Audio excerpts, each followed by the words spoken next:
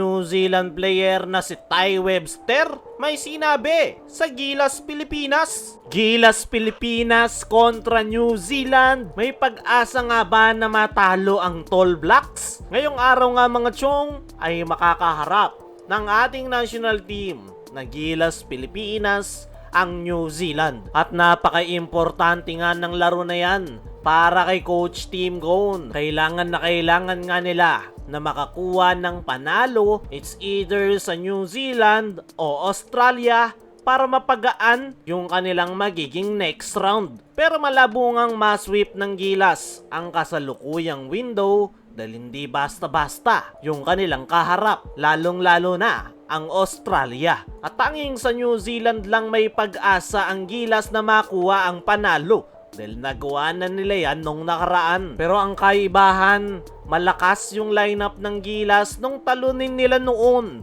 ang New Zealand. Nasa lineup noon si Kai Sotto kaya walang problema sa kanilang front court position. Pero ngayon, nawala si Kai Sotto sa lineup ngayon ng Gilas Pilipinas ay ang malaking tanong, kakayanin ba ng Gilas Pilipinas na makuha ang panalo? Para sa akin mga chong, kakayanin naman. Dahil kung titingnan mo yung lineup ng Gilas, mahina man sila ngayon sa kanilang front court position ay napakalaki naman ng kanilang naging upgrade pagdating sa opensa at energy ng kanilang kupunan. Merong Juan Gomez Del Llano at RJ Abarrientos na naipasok sa lineup at alam naman natin kung ano yung kayang gawin ng dalawang gwardya na yan. Sila nga yung best available talent pagdating sa guard position. Sa PBA nga ay sila yung nangunguna pagdating sa opensa. At sa mga nagsasabi na pang PBA lang, si RJ Abarrientos at Juan Gomez Del Llano ay dyan kayo nagkakamali. Napakarami ng experience ng dalawang yan.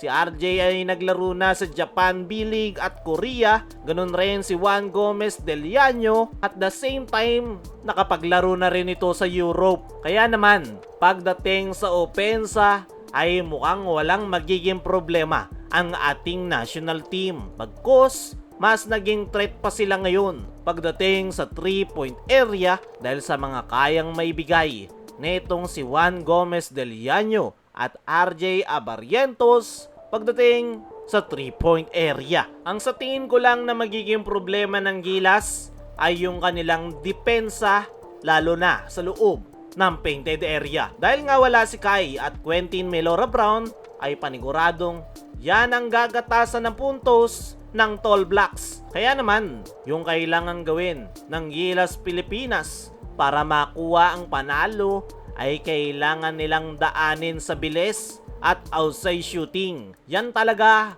yung pinaka-aasahan ng Gilas Pilipinas ngayong window. Importante na pumapasok yung kanilang mga outside shots, less turnovers, kumbaga kailangan nilang magpakita ng A+ performance kung gusto nilang makuha ang panalo. Sa ngayon, merong pag-asa ang Gilas Pilipinas na makuha ang panalo kontra sa New Zealand. At sana lang talaga ay makuha nila ang panalo para mapaganda yung chance nila next round. Kung hindi mananalo ang Gilas kontra New Zealand, dadaan sila sa butas ng karayom kung saan kakailangan nilang talunin next game ang number 6 world ranking na Australia. Samantala, New Zealand player na si Ty Webster may sinabi sa Gilas Pilipinas. Ngayon nga na mag-aarap ang New Zealand at Gilas Pilipinas ay isa nga sa pinaka-excited